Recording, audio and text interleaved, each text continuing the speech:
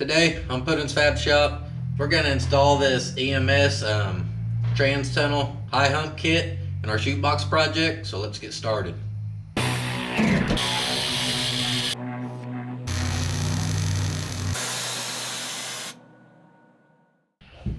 So we just recently did the floors and we're to the point where we need to get this trans hump put in here.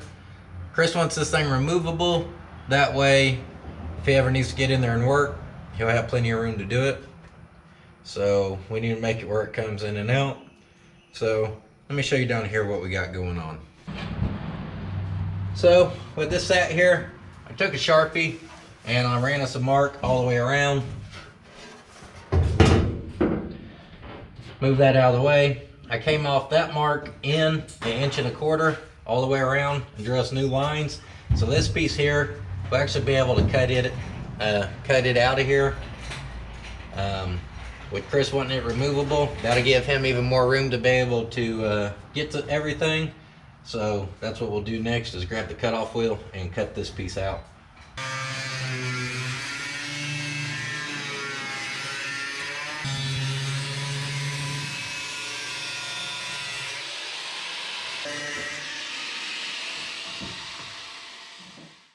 So next I'm going to plot out where I want to cleco this thing in place for now.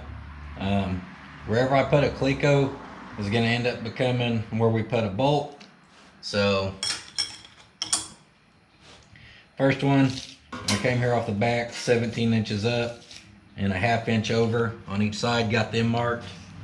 Now I'm trying to figure out how many I want to put on each side. I guess probably 4 each side. That let us put 1 or 2 up there and then keep going however need be.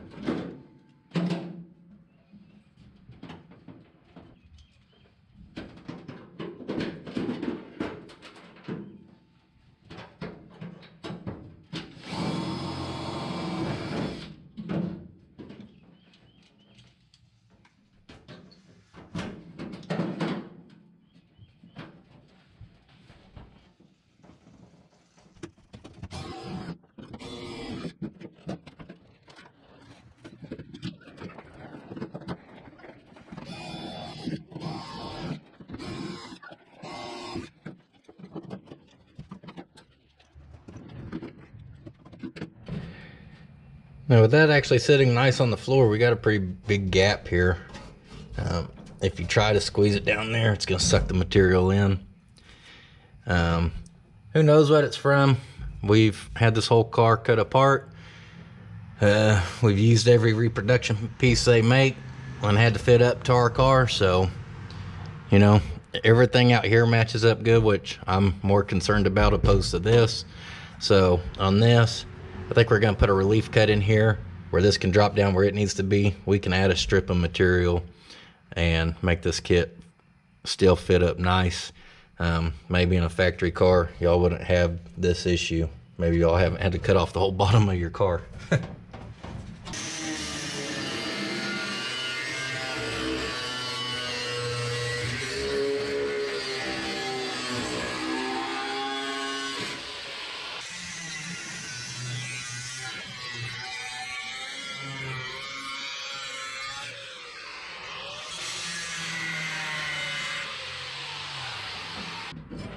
Took scrap from the floor, put the tightest little brake I could get on it, and my brake over there to imitate that flange up top. Cut it down to size with the shears real quick. I'm gonna drop this in behind there and try to trace it, and we'll get this cut down and build us a little filler piece to go in there.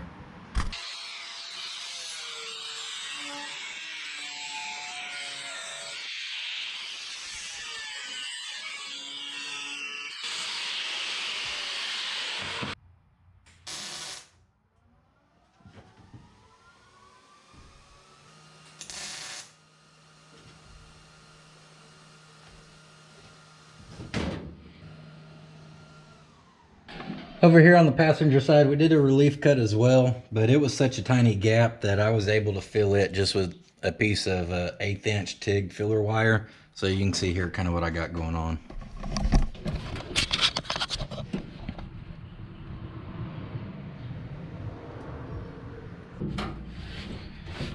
That's a lot better. Not very much work, really. That don't take long to do little reliefs like that, guys.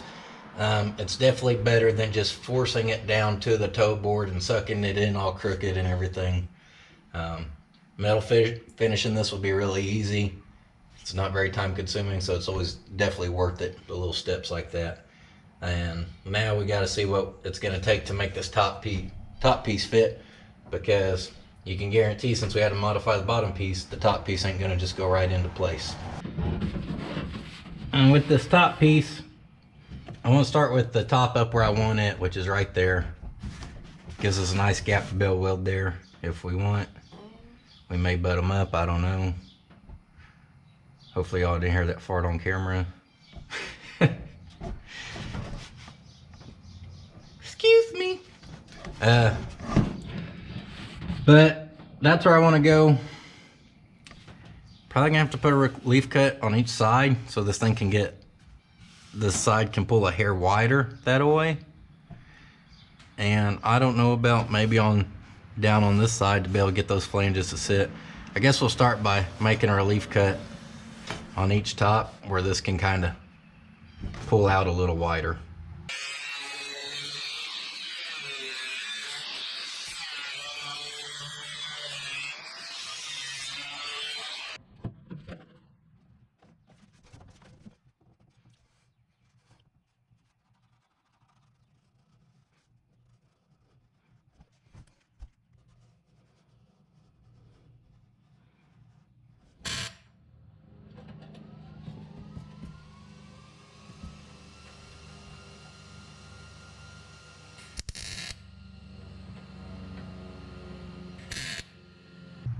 This side sat down pretty good. This side's kind of being held up by this flange underneath here. And just like the rest of the floor, I don't think I want flanges on the bottom side. I don't like the way they look. You may be able to see this, I doubt it, but either way, I'm gonna pull these out, cut this flange off. That way we can finish fitting this one up to it. At that point, we'll get this last filler piece tacked in. We'll get these two pieces all tacked together so it's one big piece, and it'll be time to smooth it all out, weld it up and smooth it all out.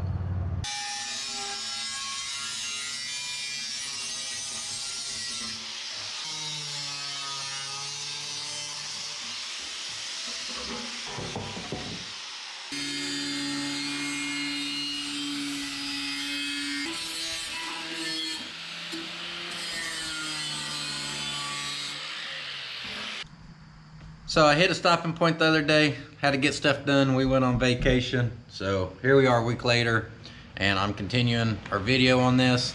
Now when I left off, as far as I remember, we were about to cut the little flange lip off of the lower piece. I cut it off and click on everything up, even where it was at. It created a pretty big gap actually. That just shows how much that flange was actually holding the material, I guess. I didn't think it was that much, but you can see here.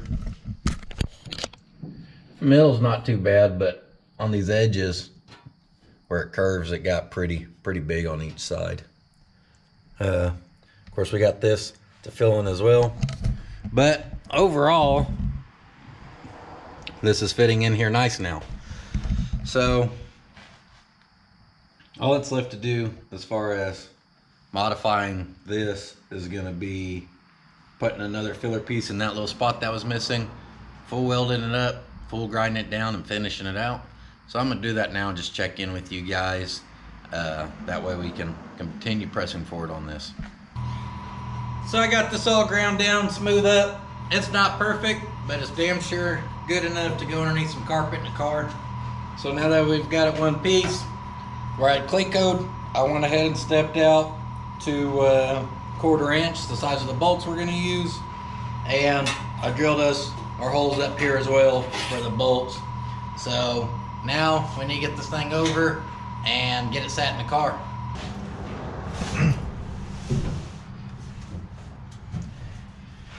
So I decided against doing my little dies on these to recess it. A couple of them up there towards the top I think would be close to the edge. And if the die goes over the edge at all, it's going to go from looking really nice to looking poorly executed. So I think we'll just leave these holes drilled. So now what we're going to do is start working our way around where these holes are, drilling it out, putting our nut certs in there, and get this thing actually bolted down in here.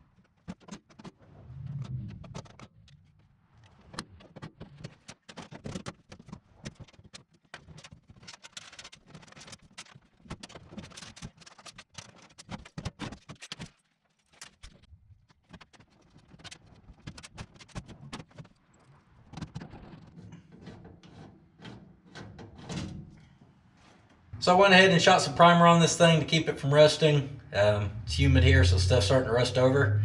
So now let's see if we can't get this thing up into place. Right now I don't have the same length bolts. I think I have 1 inch or 5/8. So we're just gonna mix match them for now to get it in here, and then we'll get the correct amount of bolts later.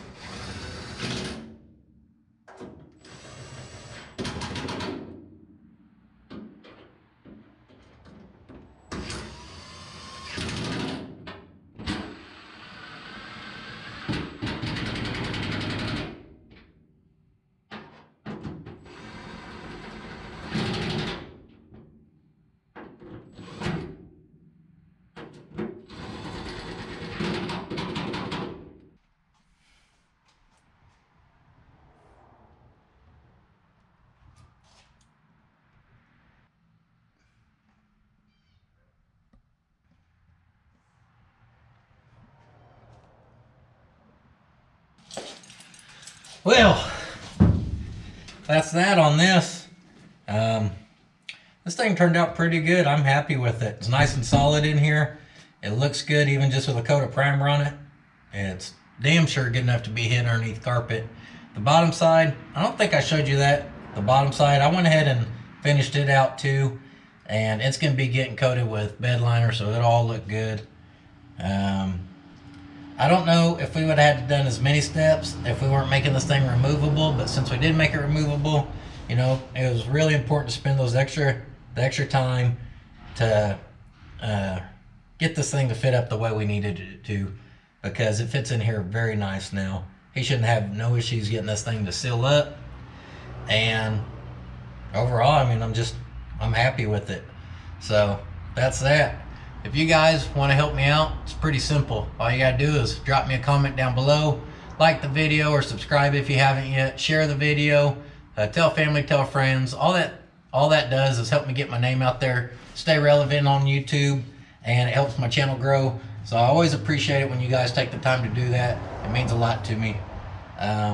If you're on Instagram, you can hop over there and give me a follow at puddinsfabshop. And I will see you guys in the next video, where I think we'll start the drive shaft tunnel of this thing. See ya.